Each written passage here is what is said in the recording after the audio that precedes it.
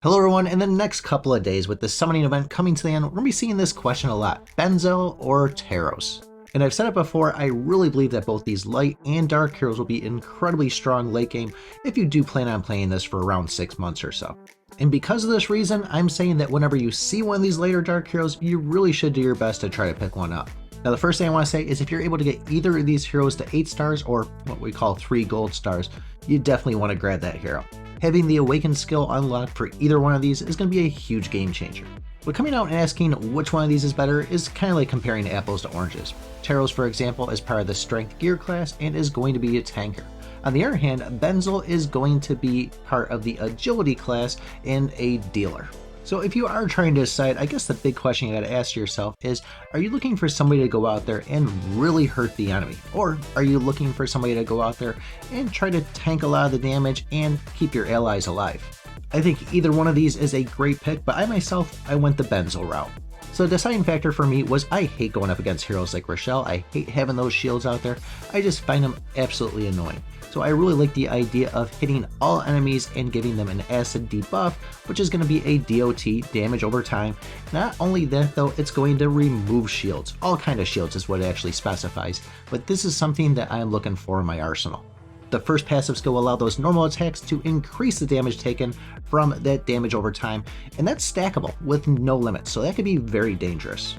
Now, anybody that's in the acid state will be doing less damage to BENZEL himself. Obviously, somebody could be using a debuff, remove that, and he'll still be taking regular damage, but not really a good chance that we're going to be having all 5 enemies have their debuff removed if they're trying to hit him. Right off the bat, you'll be starting with 100 energy, so this thing's going to cast off right away and definitely start hurting. Now, I don't have this at the 8 star yet, but the Awakened skill is going to take that damage that's been dealt over that whole time there and heal the ally with the lowest hit points by at least 50% starting off at 8 stars. So for me, I really like this skill set and I really just kind of want to see how it performs in battle. But with that being said, don't underestimate TAROS. This is another solid hero too. I mean, really all the light and dark heroes are pretty freaking awesome. So TAROS' active skill is going to be hitting the enemies with the 2 highest attacks and be applying a debuff to them, so they'll be doing reduced damage. For the first passive, when TAROS drops below 50% health, he'll be taking less damage. Now the next passive does kind of bounce around a little bit based by your level. You'll either be reducing the damage of an ally in the front row, or if you do get the level high enough, you will be giving a damage immunity shield.